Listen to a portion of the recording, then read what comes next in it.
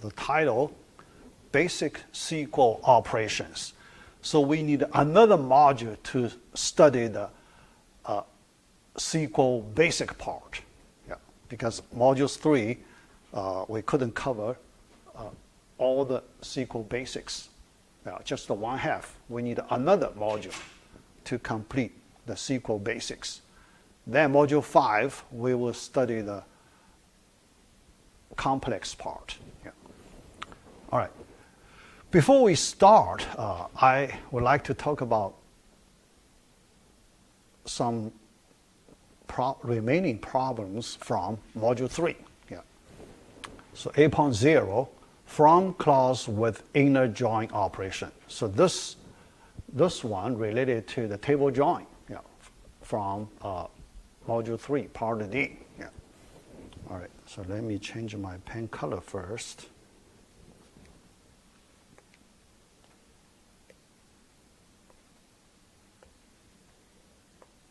All right, okay. So it's 8.0, some older problems. First, I want to, so right now, I'm halfway in grading your homework assignment number 1, the query part, halfway, and I noticed some common problem, so I want to explain here. Write robust queries. So when I did the grading, so I noticed some students didn't write the queries in a relatively robust way. Let me explain. So next time you try to avoid those kind of problems. All right. Principles to write robust queries. First one, avoid using data not given in the question.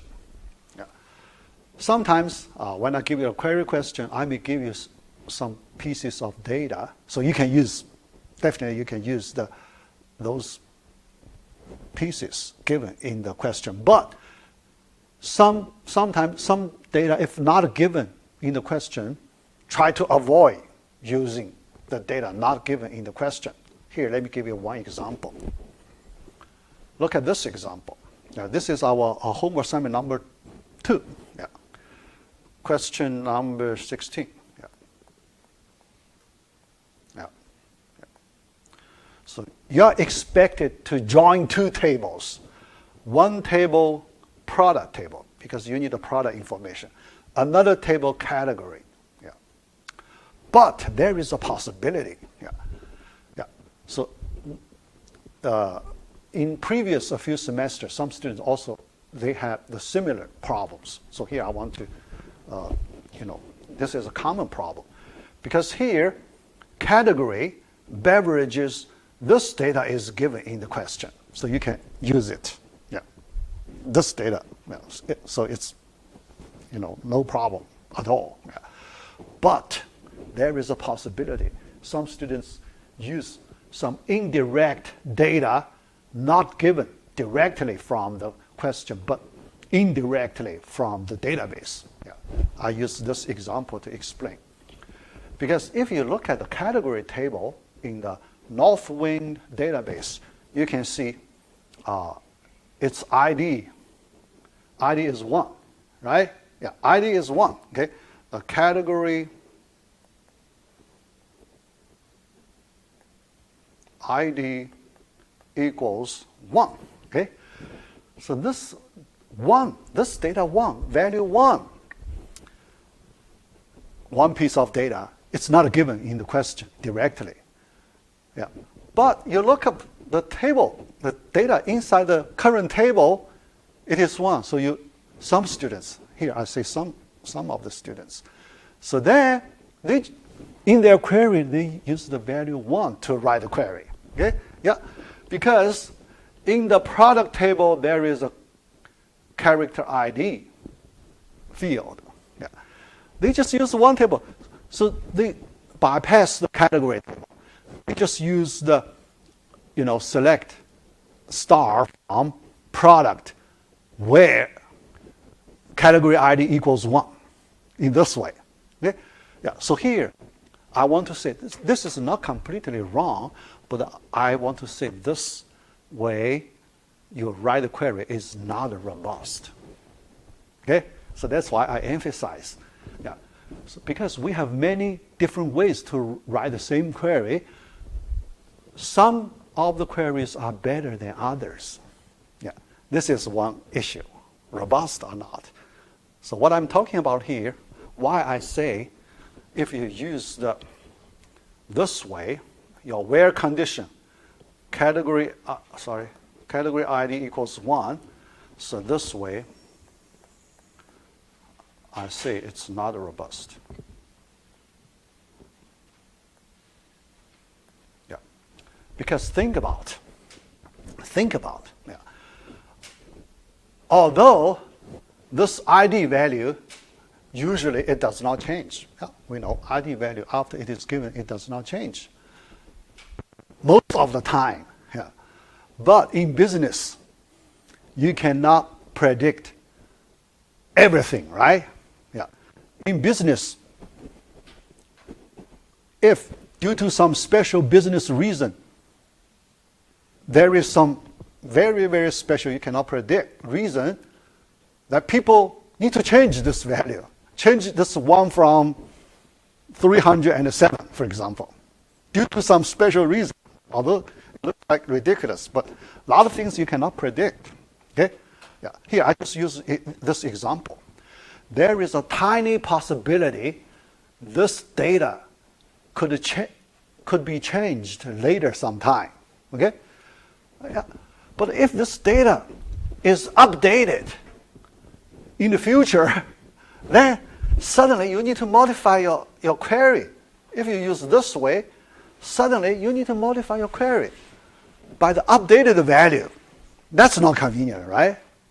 Yeah, that's not. So that's why I say it is not robust. You should write a query even if the data. So the data here, we mean because the data in a database keeps changing all the time, right? Yeah? Yeah, because it's dynamic data. Yeah? So when you run your applications, the data in general keeps changing, right? So what do we have the data currently? It's a current state of the data. The state can change when time goes by all the time. And you cannot predict. Yeah. And we don't want to predict, right? Yeah. So that's the thing.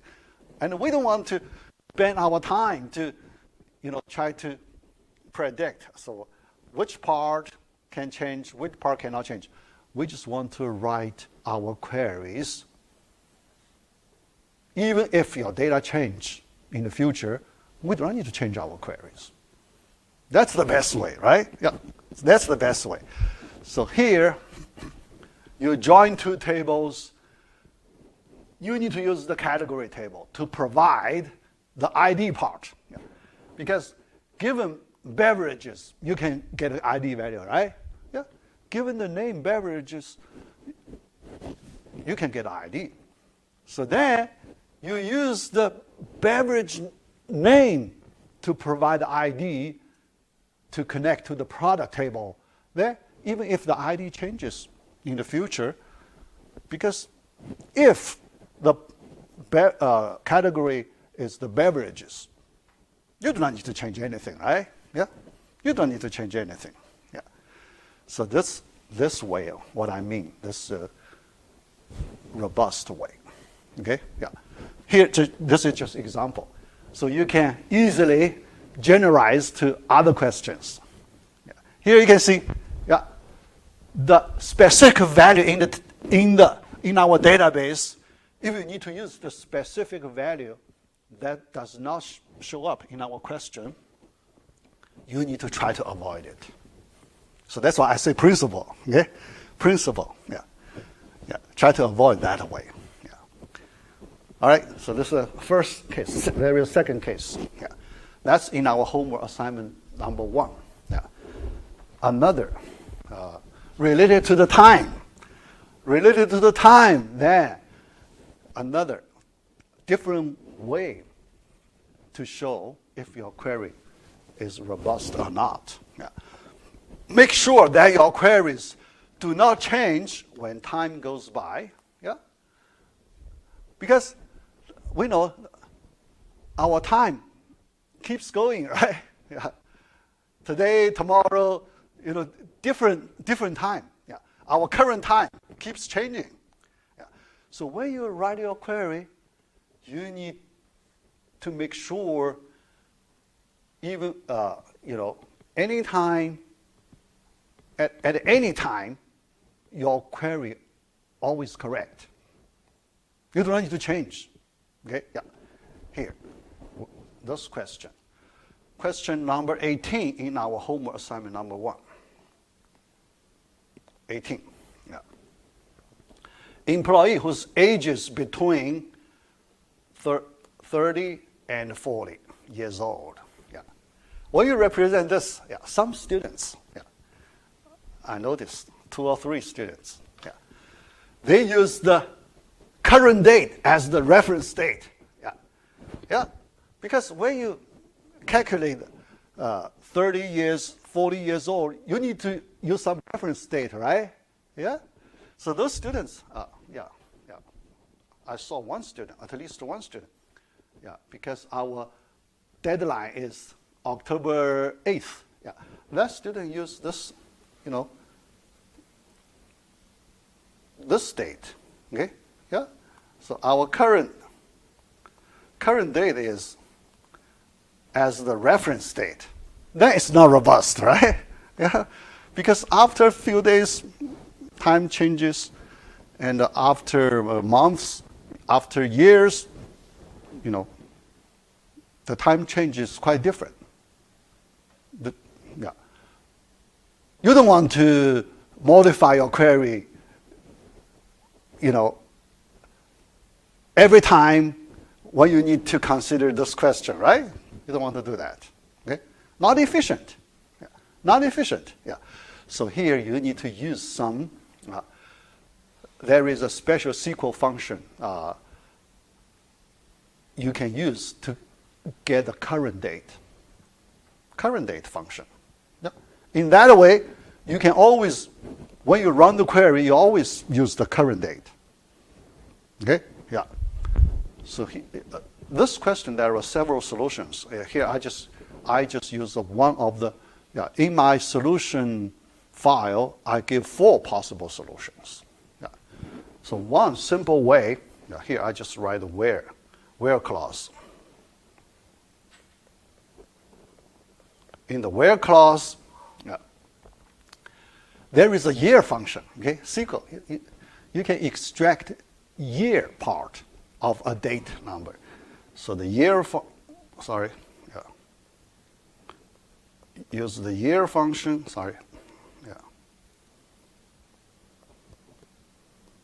Then you need to get current date. Okay, yeah.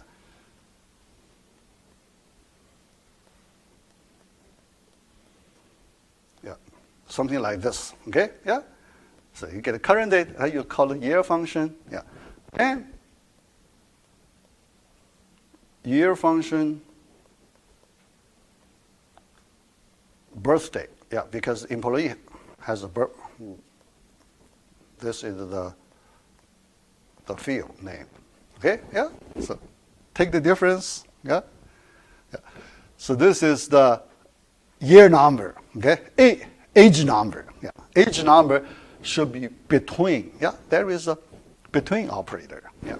Here, although you can use less than, greater than, yeah, but there is a special between operator we can use. All right.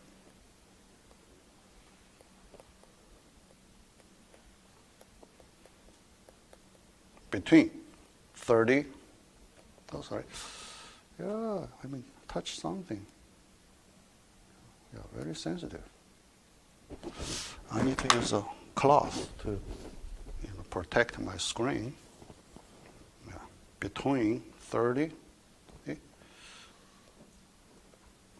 and 40. Okay, yeah, yeah. This is one of the 4 ways. Yeah, Yeah, in my solution. Yeah. Yeah. Yeah. In this way, you can see when time changes, you do not need to change your query. Yeah. Much better way. Okay. Yeah. So later, when you have the similar situations, yeah, try to use these principles. Yeah. If I see other cases, I will add other cases, yeah, to this issue. Yeah. Here I give you 2 cases. Yeah. So yeah, we may have more cases, yeah, later when I collect a few more cases. Yeah, I will talk about some new cases. Yeah. All right. Yeah. Yeah. So then that's the older problem. Yeah. Yeah. But there is another problem related to your homework assignment number 2, join table. Yeah. Join table. Yeah. I gave you one way to write. Yeah. Remember the part D of module 3. Yeah. This example I copied from part D of module 3. Yeah. So join 2 tables, employee table, department table, and there are 2 conditions, selection condition and a join condition, like that. All right. Yeah, but here there is another popular way. So I want to mention, yeah, because many people like this, different way to join 2 tables. Yeah.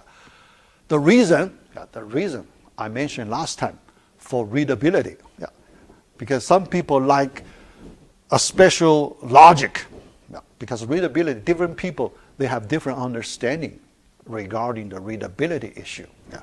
Here I want to talk about another popular way to write using the inner join, yeah, the title, inner join operator and in the from clause to do the table join. Yeah. So what's that? Look at this part. Yeah. This is the table join part. Okay, all right.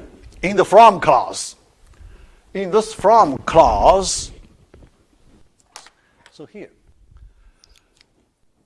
look at the understanding, the logic here is different from that way, but there is some structure. If you look at it from the structure point of view, there is something good. Yeah. Because this from clause only focus on the table join part. Yeah. Yeah. Yeah. So let us represent table join, yeah, using this from clause. From table 1, yeah, there are 2 tables, table 1, table 2. Okay? Yeah. Table 1, inner join. Yeah. Inner join. I will explain this. What's inner join? Okay? Yeah. Inner join. So one of the join type, there are 4 join types. Okay? Yeah. Inner join. So the first one is inner join. Okay? Yeah. Later we will learn, the remaining, remaining 3 types. Yeah. Inner join, first type, most commonly used join type. Okay. Table 1, inner join, table 2, on. Then specify the join condition. Okay? So the join condition, you need to specify it immediately in your from clause. Okay? Do not put it in where clause. Yeah, our old way we put it in the where clause, right? Yeah. Yeah, because here this way specifies the structure. Try to make the structure looks stronger, right? Yeah, because this part, we do not consider other factors. We just represent table join directly, okay? Yeah, all right. So then after that, we have selection condition. So where, in your where clause, then you put your selection conditions. Okay? Yeah, so here, yeah, you split. Join condition, you put in the from clause.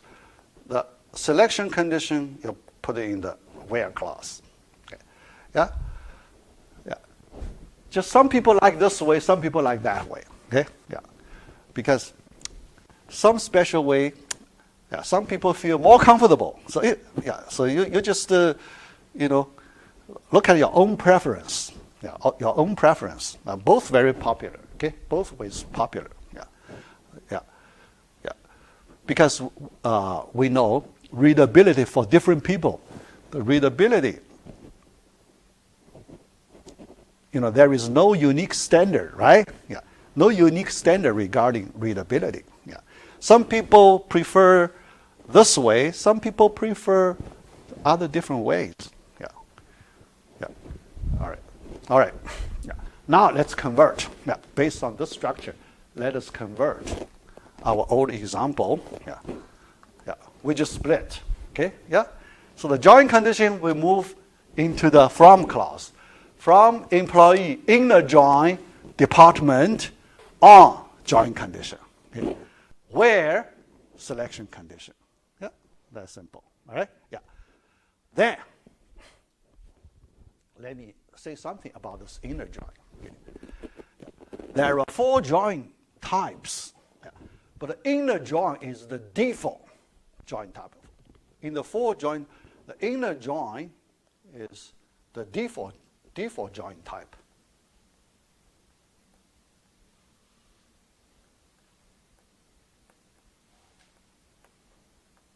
Default join type. Okay? That means if you do not say anything, that means you use inner join. Okay? Yeah. Inner join. So here, in this example, we do not mention join, right? Yeah. You do not see the join keyword. Yeah. We do not use the join keyword. That means it's inner join. Yeah. So what's inner join? Yeah, later you will know. The inner join is, yeah. Yeah. Remember, in our part D, module 3, part D, we talk about the way we join 2 tables. That way is inner join, because the data from both tables, they have to match the join condition. Then you select them. That's the inner join. But for outer join, yeah, if the data is not available, yeah, because for outer join, you want to include the data from one of the 2 tables, no matter join condition matched or not. Yeah. You emphasize, so you want to include one of the 2 tables, all the rows from one of the 2 tables. So there are 2 types, left outer join and right outer join. Yeah? Left outer join, you want to include all the rows from left table. Right outer join, you want to include all the rows from right table. Even if the match condition, the join condition is not satisfied, you still include. That's the outer join. Yeah, so later we have one topic.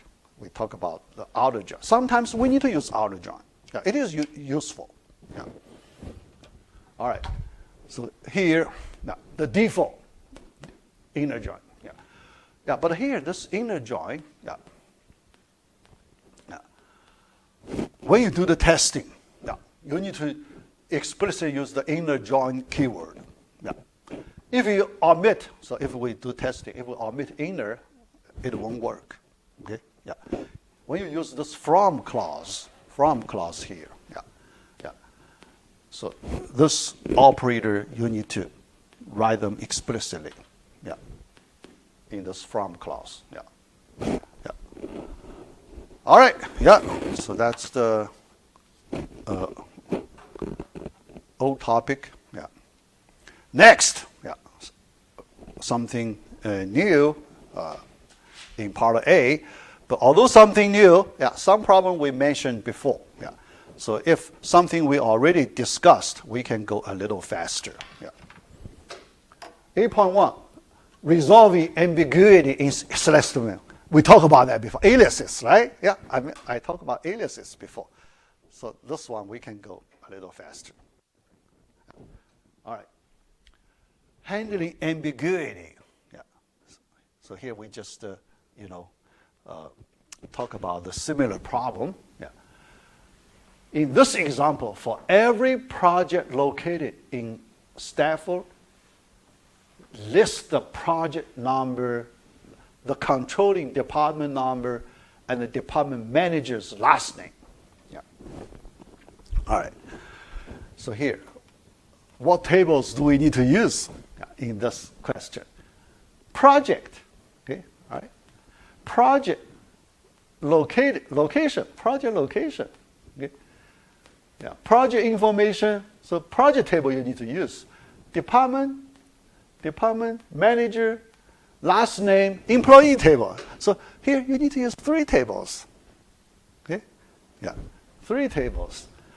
Project table, department table, yeah, because department manager's information in the department table. Then manager's last name is in the employee table. Yeah. So here you need 3 tables. Yeah. Yeah. Last name in the employee table. Yeah. All right. Yeah. Yeah. And then you need 2 join conditions. Yeah, because the first 2 tables you need to join 1 join condition. Next to when you join, you need another join condition. Yeah. Or some other ways. Yeah. Yeah. You need 2 join conditions. Yeah. All right. Yeah. P number, D number, last name, project, department, employee. Then join condition, D num equals department. So here, because this example we want to talk about ambiguity issue. Okay. Yeah. Here, a lot of ambiguity, right? D number, which table has this D number? We don't know, right? Yeah, D num. Which table has this D number? Yeah, we don't know. Although you can go to the definition of those 3 tables. Yeah, and this one we know. Yeah, these 2 we know. Yeah, okay. Yeah, P location. Yeah. So we need to use aliases to, resolve this kind of ambiguity problem. Yeah. So first try, the first try, there is a, straightforward way. Yeah, people do not use the aliases. The first try, people use the table name, full table name directly. Okay, full table name directly. Yeah, qualifiers using table names. Yeah, it works, but you need to use relatively long names here. Okay, the first try. So project dot, yeah, project name, table name, right? Yeah, table name dot, yeah, and so on. Yeah, all right, yeah, yeah, yeah. But definitely, most people don't like this way, yeah, because you need to type long table names. Yeah, yeah. So a better way, using aliases. Yeah. Each table, yeah, use some, short alias names. Yeah. All right. Alias-based solution. Yeah.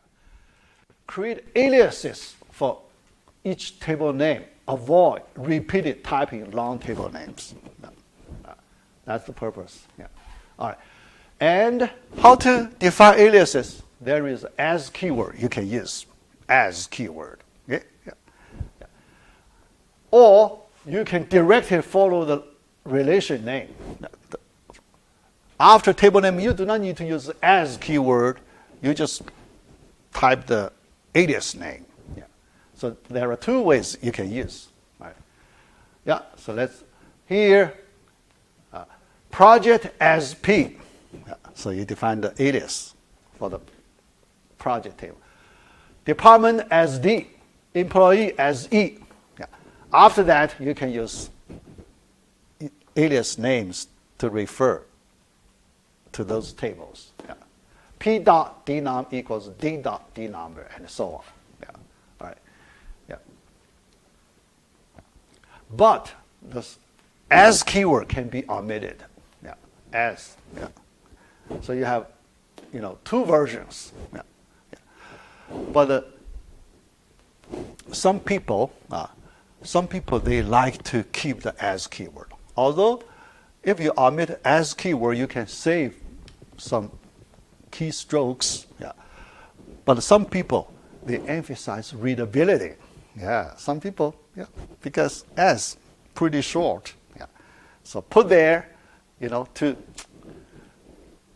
try to separate table name and alias name. Yeah? Yeah. So as way also very common. Yeah. All right. Yeah. But there is another way, use aliases. Yeah. Aliases really needed, so that way is two different copies for the same table. Yeah. So you join, so one table you join itself. Can you join one table? It joins with itself. Table 1 join table 1. Is that okay? Yeah. Yes, it's okay. Yeah. So sometimes you need to use one table to join itself. Yeah. Yeah. It makes sense. No problem. Yeah. So because in math, A cross A, if we go to Cartesian product, A cross A, it is well defined. Yeah, it is well defined. Okay? Yeah? Yeah, because the element in this, you can use A1, A2, yeah, and A1 from first A set, A2 from second A set, right? Yeah, no problem. Yeah, well defined. Yeah. Yeah. For the table, you can do the same thing. Table 1, the second copy also table 1, you join them. Okay? Yeah. Yeah. Sometimes we need it. Yeah. Yeah. In our company database, we need to. We have the situation, we need to join two copies of the same table. Yeah. All right. Here, let me show you an example. Employee, yeah, the first employee, we use alias E. Second employee, yeah, because second employee, we want to use it to provide a supervisor information. Yeah. Because supervisor also employees, right? Yeah. Yeah. Supervisors in the employee table, they have their roles in the employee table. Yeah. So employee table contains the supervisor information. Yeah.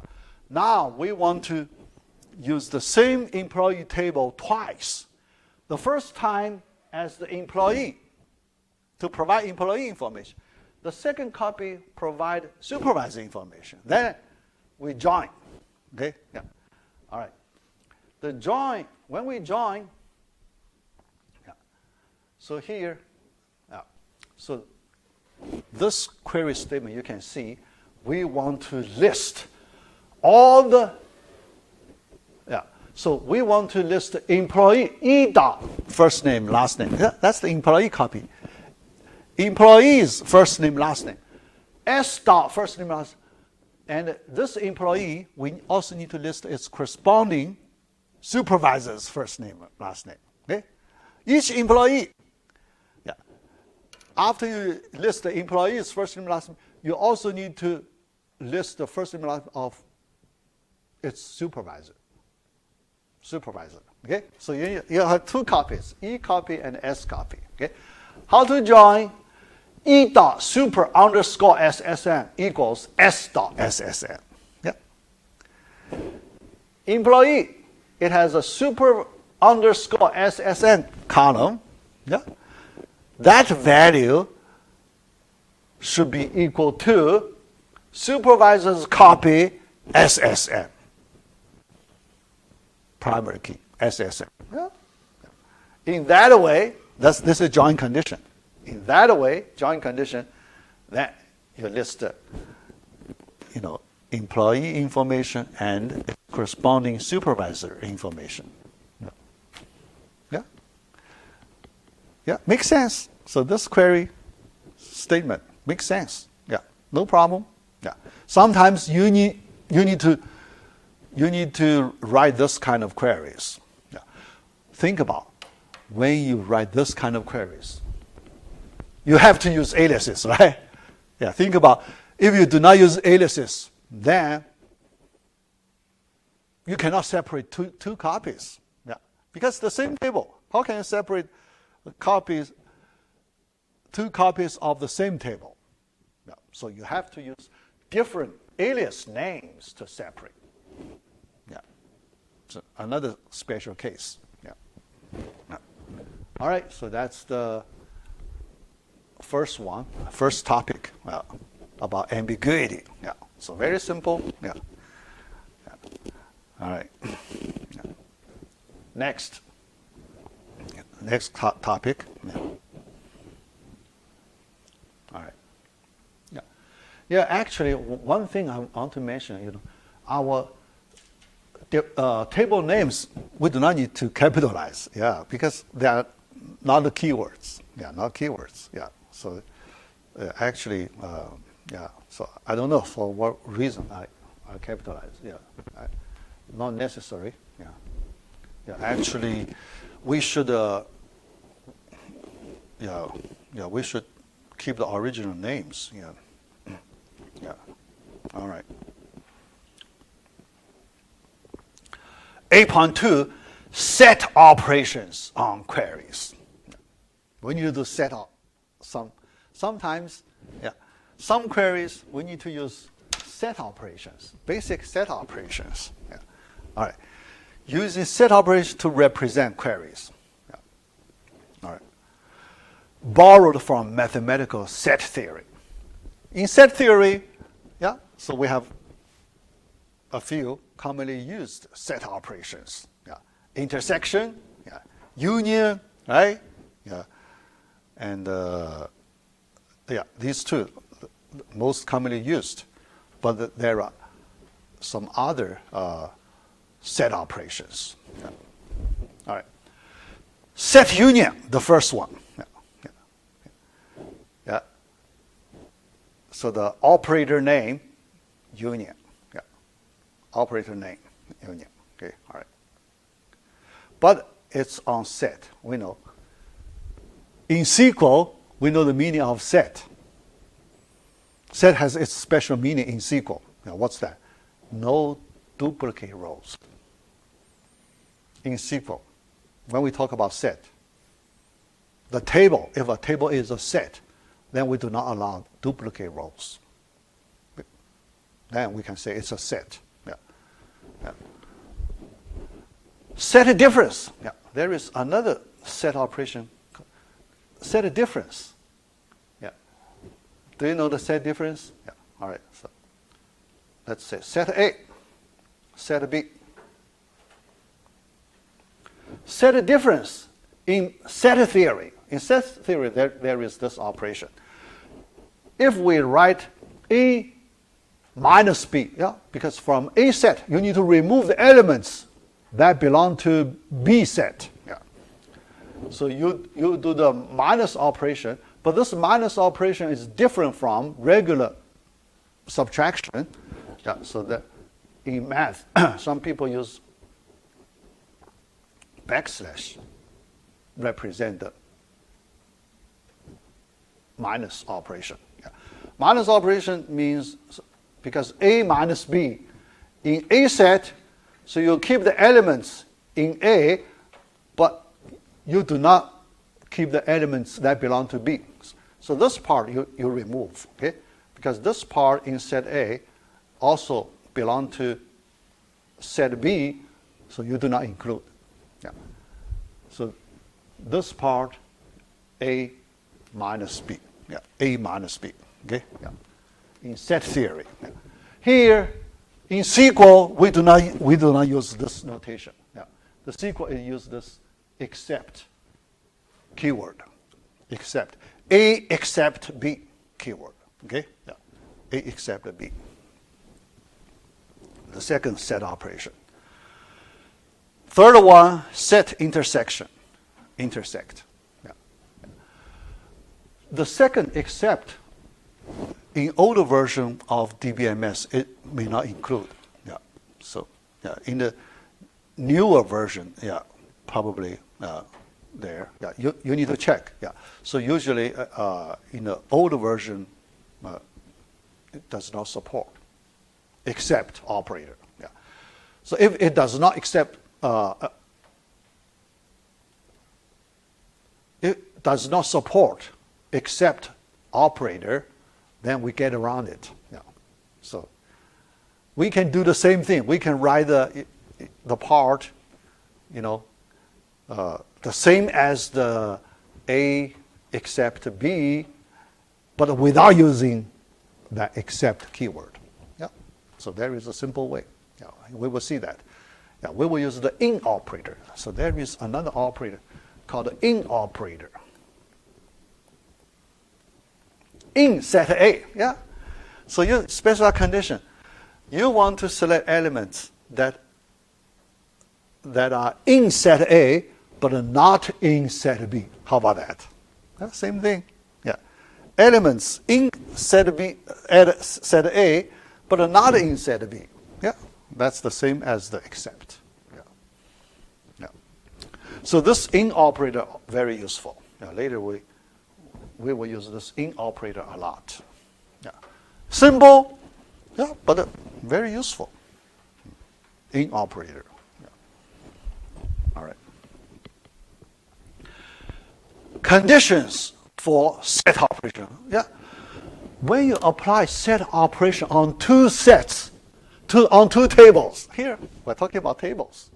When you apply these three set operations on two tables, there is some condition. That means you cannot apply set operation on arbitrary two tables, because these two tables may not be compatible. Not compatible. You cannot apply. Yeah. So when you talk about set conditions for set operations, what kind of condition? We call the union compatible relations. Union compatible. Two tables must be union compatible. Union. You can do the union. Yeah. What do you mean union compatible? Here, let me describe. Yeah, probably I'll give things below. What do you mean union compatible? Yeah. Same attributes. Table A, table, they should have the same attributes, right? Yeah. If they have different attributes, how can you do the union? You cannot do the union. Okay. So the first condition, both tables must have same attributes, same names of the attributes. Yeah. The attributes appear in the same order in both relations. Yeah. The order should be the same. Yeah. If you change the order, you cannot. It's not not a union compatible. Okay? Yeah. Exactly the same. Yeah. Yeah. Same names in same order. Yeah. Yeah. The attribute list. Yeah. All the attributes from both tables should have the same names and arranged in the same order. Then we call union compatible. We can apply these three set operations. Yeah. Otherwise, we cannot apply. Yeah. All right. Then we need to move to the multi-set operations. Yeah.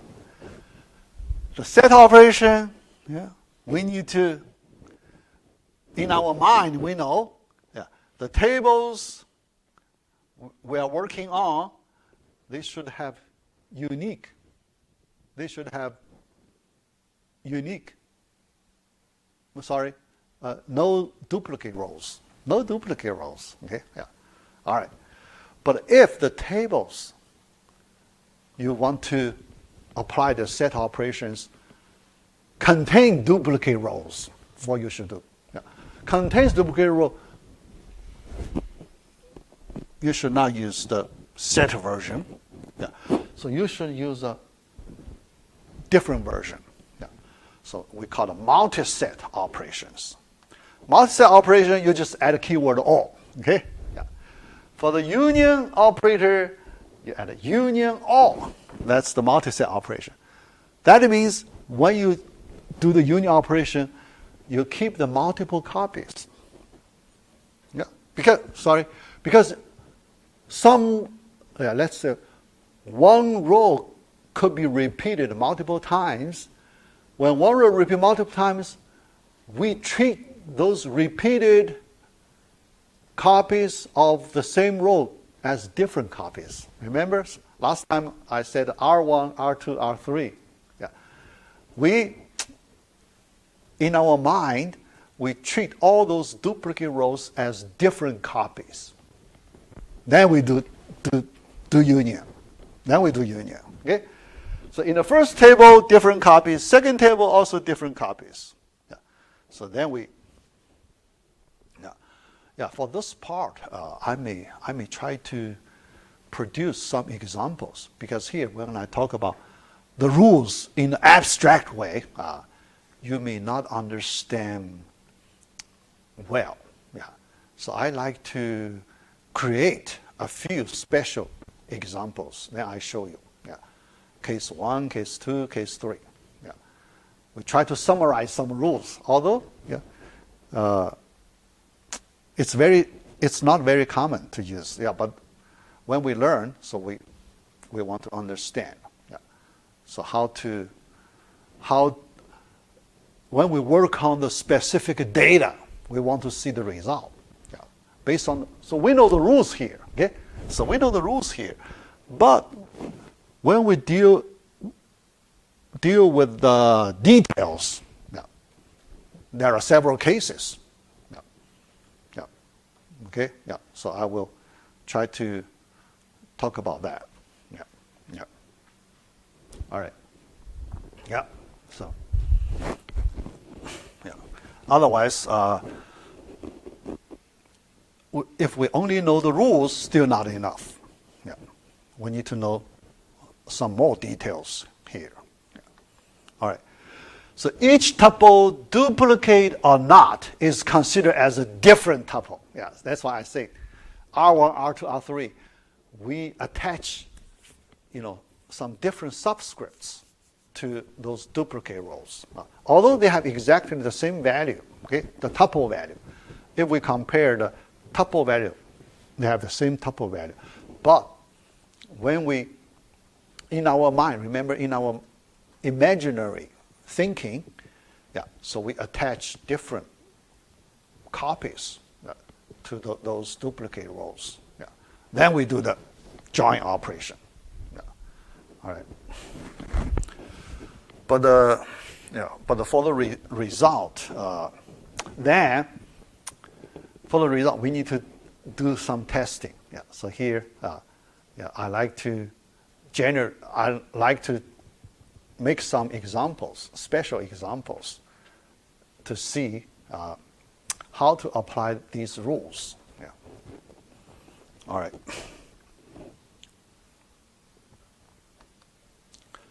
Example, set union. Yeah. Yeah. Let's look at this question. Yeah.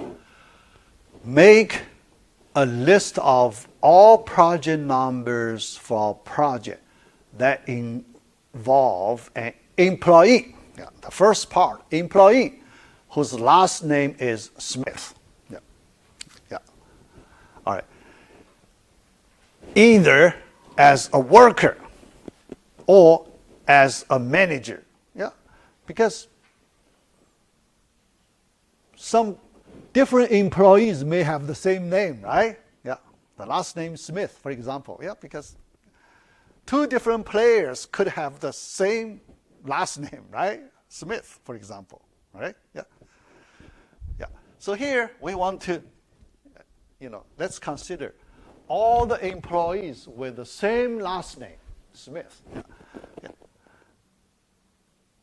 One half, the employees, they are employees. Okay? Yeah. Another half as manager Smith, worker Smith. Yeah. Two different cases. Yeah. And here we use the union operator. Yeah. Yeah. The first part, we only represent the worker part, the worker Smith part. Second part, manager Smith part. Then we take a union operation. Yeah. All right. Yeah. So let's look at. So this is the worker part. Because here there is no manager information, right? Yeah. Here no manager information. Here we use the works on table. Yeah. Project works on employee. Yeah. Yeah. So the project number from the project table. Yeah. But how to connect?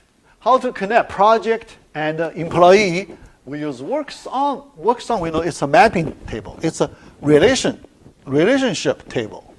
Relationship table connect project and employee. Yeah. So we can connect. Yeah. Using the join condition to connect. Yeah. So that's the worker Smith information. Yeah. Because there is no manager information. Okay. Yeah. So that's the employee. So worker information. Last name equals Smith. Yeah. All right. So that's the first part. The second part, this time the manager Smith. Yeah. We need to use the department table to get a manager, right? Department table. Okay. Yeah. So department table.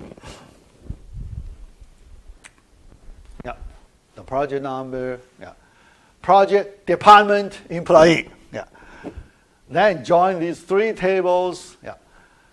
The manager information. Yeah. Manager connect to employee table SSN in this way. Yeah. And this time, the last name, it's the manager's last name. Okay. The manager's last name is Smith. Yeah. Yeah. So you have a, different set. Okay. Different set. Yeah. Two different sets. Then you take the union operation. Okay. Yeah. Yeah. Here, distinct P number, distinct P number. So they are set. They are sets, right? No duplicate. No duplicate rows. Distinct. You remove the duplicate rows. Okay? Yeah. So then you take union. It's the set operation of these two sets. Yeah. Yeah. Yeah. So that's the one example. Yeah. Yeah. All right. Set union. Yeah. All right. And all right. Yeah. So here, another question. Yeah, because in this example we use distinct. Yeah. Another question. Because sometimes some students, when they write queries, they use this. We need to ask this question: is the distinct keyword necessary? Yeah. Think about that. Is the distinct keyword necessary or not? Yeah. Think about that. Yeah. Because many times, when I did a grading, many students, they use the distinct keyword, but for those questions, it's not necessary. Yeah. Not necessary means if you remove the distinct keyword, you get the same thing. You always get the same thing, even if you remove the keyword. That means not necessary. Yeah. If it's not necessary, although the final result is the same, yeah, but without distinct keyword, your query will be much faster. When we use the distinct version, then some special algorithm needs to be used. That algorithm relatively slow. Remember, sorting, although it's not sorting, last time I also mentioned the hashing. Yeah. Hashing you can use to remove the duplicate rows. But when you use special algorithm, it will be slower, right? Yeah? Yeah, it will be slower. Yeah. Yeah. So if the distinct keyword is unnecessary, yeah, it's better to remove it. Yeah. If it's necessary, then we need to keep it. Yeah. So we only want to keep the necessary distinct keyword. Yeah. Yeah. So here we can think about, in this situation, necessary or not. Yeah. It's not easy to see directly, yeah, but here look at the union. Union operator is supposed to be applied on two sets. Two sets. Okay? All right.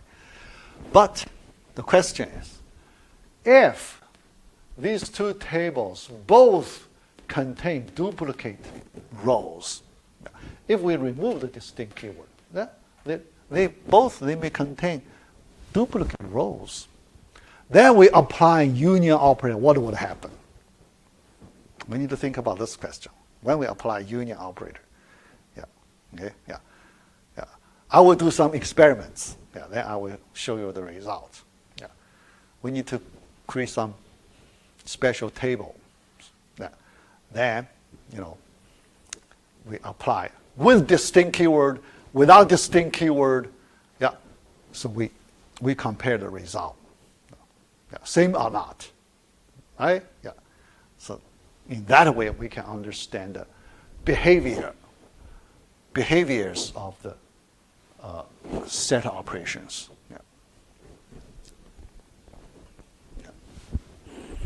All right. So there are some unanswered questions. So I try to do some experiments, then give you summary. Okay, summary. Fact 1, fact 2, 3, 4. Those facts we derived from experiments. All right. So that's this topic. The next topic. 8.3, string pattern matching. So we learned it before, but here just a little more special things. I remember we. Oh, probably, is this the old topic? I didn't remove. Remember the line? We learned this before, right? This part. Okay. This replaces arbitrary 0 or more. Like I remember. This is 1. Right. Oh yeah, performance issue. When I did a grading of the first assignment, for the first question, there is a performance issue. I want to mention here. The homework assignment, the first query question, the country Mexico, right? Remember? This some country Mexico. I noticed one student used the like operator, and one student used the regular expression, both ways. Okay? So country, the condition, country. The answer should be country equal to Mexico. Okay? The best answer. Okay? Country equal to Mexico. But one student I see like. Okay? Another I see regular expression.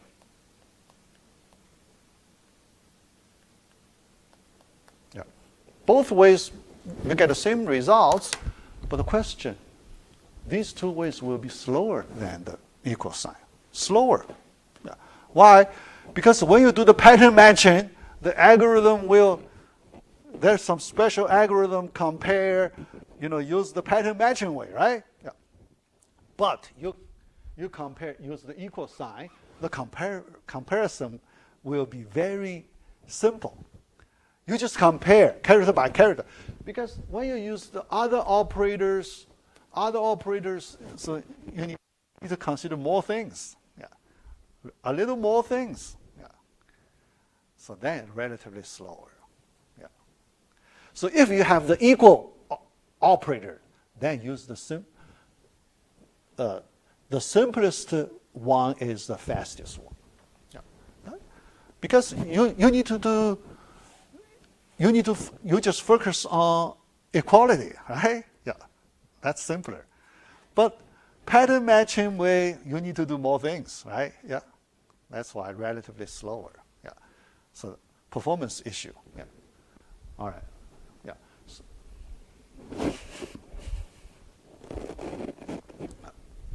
All right. So let me see if we have any other things we need to talk about. Oh yeah. Special escape character. Well, we didn't talk about this before. There is an escape. So in SQL, we need to use escape keyword to define escape character. Yeah. So it is not predefined, okay? Yeah. So it's a user defined. Yeah. Because in other programming language, we know the backslash, we use backslash as the escape symbol, right? Yeah. Yeah. But in SQL, by default, there is no default escape character. Okay? No such character. No such symbol. Yeah. So you need to use the escape keyword to define your escape character. Okay? Yeah. All right. So look at this example. This example, we use the backslash, but you need to use escape keyword to declare it. Okay? Yeah? Yeah. Right. Here in this query, I want to make this backslash symbol as the escape symbol. Okay? Yeah. Yeah. Yeah. So it's different from the. Yeah. All right. Yeah. And you can declare other symbol. Yeah. Yes. This keyword. Yeah. Probably. Yeah. Yeah. I remember we use double backslash to escape dot, right? Yeah. Remember? Yeah. Probably. The default escape symbol is backslash. Remember? Double backslash dot if we want to use the literal dot, right? Yeah. In that case, we didn't declare, right? Yeah. We didn't declare. Yeah. So that's based on this observation, it looks like the default escape symbol is backslash. But if we want to change, you use the escape symbol. If you do not say, yeah, then the default is this. Yeah. Otherwise, here we do not declare, right? Escape backslash. This means why double backslash? Right? We escape this special, because we want to,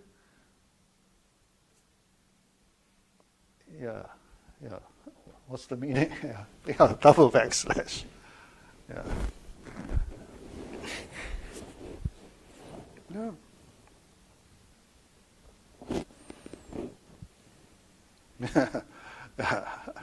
I need to try to, People just use this way. Yeah, people know you need to use double backslash. Yeah, yeah. But explanation, it looks a little confusing. Yeah, yeah, yeah. Let me think about it. Yeah, how to explain it. Yeah, double backslash. Yeah. All right. Then next topic, 8.4. Yeah.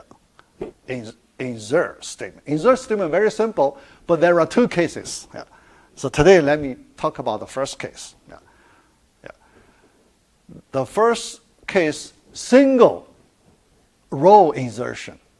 Second case, multi-row insertion. Multi-row insertion a little more complicated.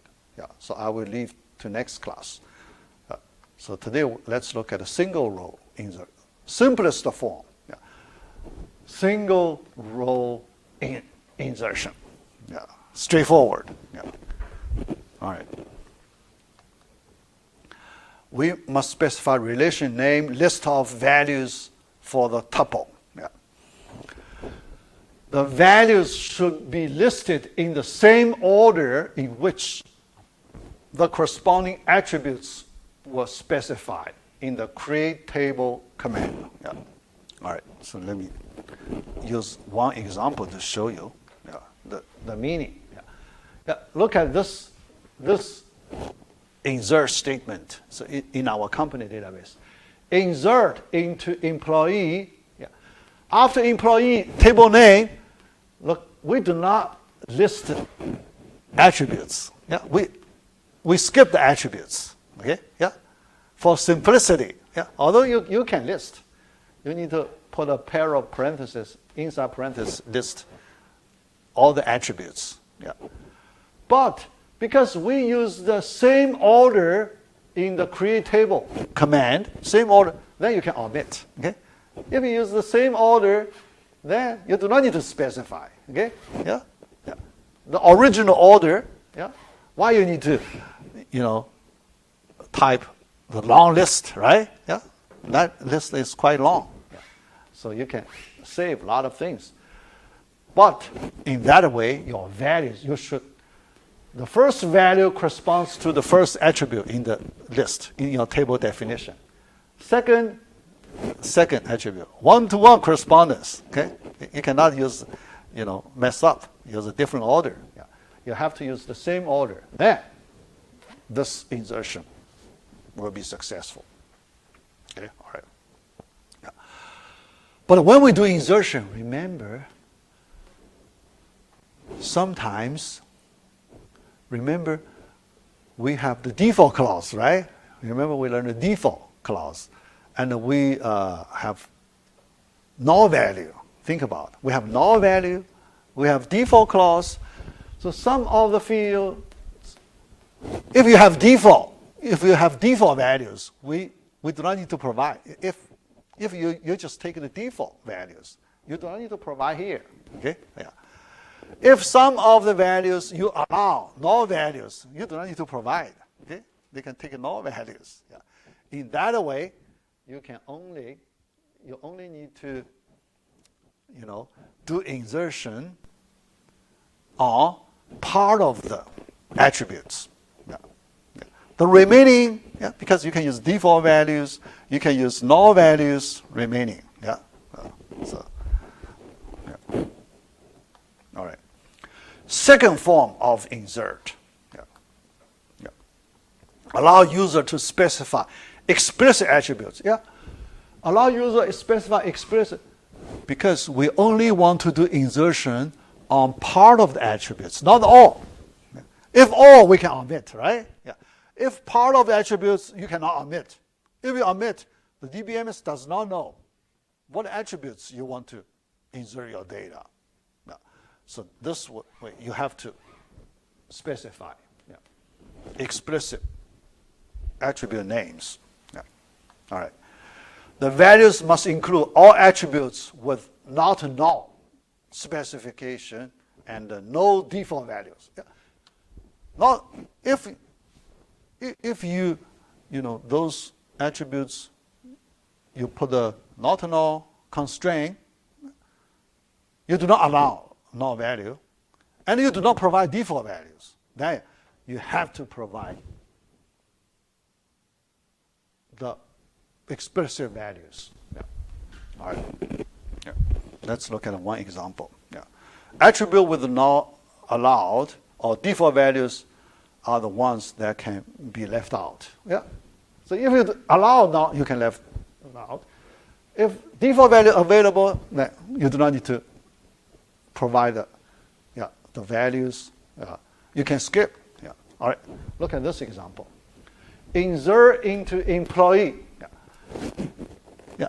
Because you only want to do insertion on part of the attributes. First name, last name, department number, SSN.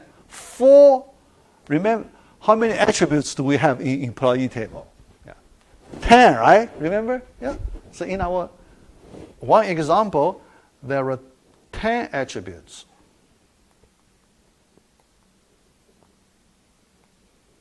10 attributes, and here we only insert data for 4 of the 10 attributes here. Okay? Yeah. The remaining 6, either null values allowed or default values available. Okay? Yeah? Yeah. So the first name, last name, department number, SSN. Yeah. Then remaining 6 fields, default values or null values. Yeah. Yeah. In this way, you have to provide the attribute, specific attribute, names and order. Yeah. One-to-one correspondence. Okay? One-to-one, same order. Yeah. Yeah. So that's the second form of insert. Both forms, first form, second form, both for single row insertion. Yeah. One row. So one insert statement, you only insert one row. Yeah. All right. Yeah. Yeah. Yeah. That's the simple case. But one row, single row insertion is not efficient. Yeah. Especially, think about when you need to insert large number of rows into one table. If you do the single row insertion, much slower. Yeah. So in that situation, you need to do the multi-row insertion, more efficient. So next time I will talk about multi-row insertion. Yeah. All right. Yeah. So that's it. Yeah. See you Thursday.